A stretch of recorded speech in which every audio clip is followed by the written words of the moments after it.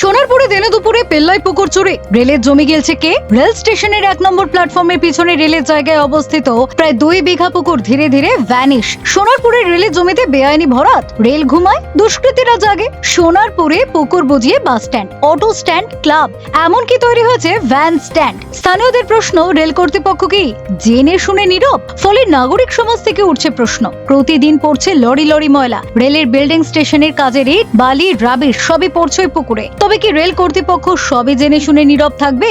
উঠছে প্রশ্ন। এ বিষয়ে স্টেশন মাস্টার থেকে ম্যানেজার সবাই মুখে কুলু পেটেছেন। সোনারপুর বার্তায় তারা কোনো কথা বলতেই নারাজ, ফলে মেলেনি কোনো বক্তব্য। কিন্তু সোনারপুর বাসী কি বলছেন, আসুন শুনে নেওয়া যাক। আমরা যখন স্কুল টাইমে পড়তাম তখন এটা একটা জলাশয় ছিল।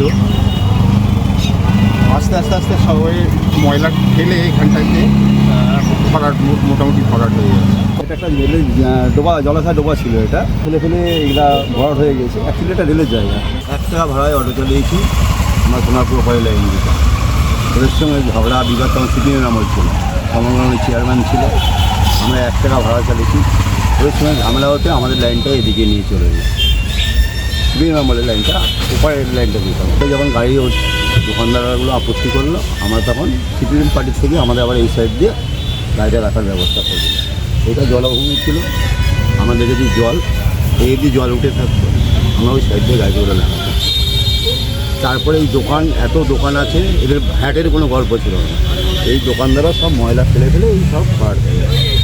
পুরো জায়গাটা ভরাট হচ্ছে। দোকানদাররা আছে, এই ময়লা সব দোকানদারদের ময়লা, দেখুন দেখাই যায় সব দোকানদারদের ময়লা। কিন্তু একেবারে পুকুরের পাশে কাউন্সিলরের অফিস 13 নম্বর ওয়ার্ডে। উনি দেখেছে বলছে না কিছু খাইনি বলেই তো এই ময়লা, এই যে দেখেন এইসব মিষ্টির দোকানের ময়লা, এই বাবুজি হোটেলের ময়লা। এটা কি আগে পুকুর ছিল? হ্যাঁ পুকুর ছিল, পুকুর ছিল। হ্যাঁ ঘর হতে হতে হতে হতে লাস্টে অটো স্ট্যান্ড পুকুর ছিল। 2004 সাল না 5 সালে ভরাট হয়ে গেছে। এগুলো মানে কি করে ভরাট হতো, কি করে ভরাট আসতে আসতে মেলা ফেলতে ফেলতে সামনে তো কাউন্সিলর থাকতো, কোনদিন কিছু বারণ করেছিল পুকুর ভরাট হচ্ছে এরকম কিছু বলেছিল?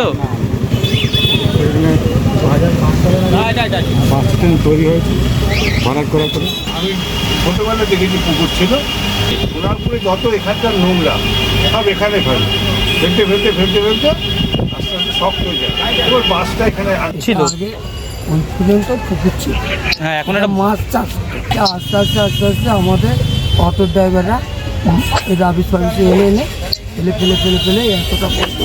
এগুলো যারা বাজারঘাট করে তারা সব ময়লাগুলো এনে এইখানেই না দেখেও দেখি। এখনো আছে। স্থানীয়দের দাবি পুকুর প্রায় অর্ধেক, মানে 1 বিঘার মতো ইতিমধ্যে বুঝিয়ে ফেলা হয়েছে। বাকি অংশ মাটি, ময়লা ও রাবিশ ফেলার কাজ চলছে। প্রায় 2 বিঘা সাইজের পুকুর একটা ফুটবল মাঠের সমান, তার অর্ধেকটাই এখন ময়লা, রাবিশের ঢিপি। স্যাটেলাইট ইমেজ অনুযায়ী পুকুরের আয়তন ছিল প্রায় 6600 বর্গমিটার। স্থানীয়দের অভিযোগ, তার মধ্যে 3000 বর্গমিটার ইতিমধ্যেই ভরাট হয়ে গিয়েছে। 2 বিঘা পুকুর মানে বর্ষায় 20 লক্ষ লিটার জল ধরার ক্ষমতা। পরিবেশবিদদের আশঙ্কা, সেটা বুঝিয়ে দিলে সোনারপুর স্টেশন রোড কামালগাজী যাওয়ার রাস্তা ডুবতে পারে।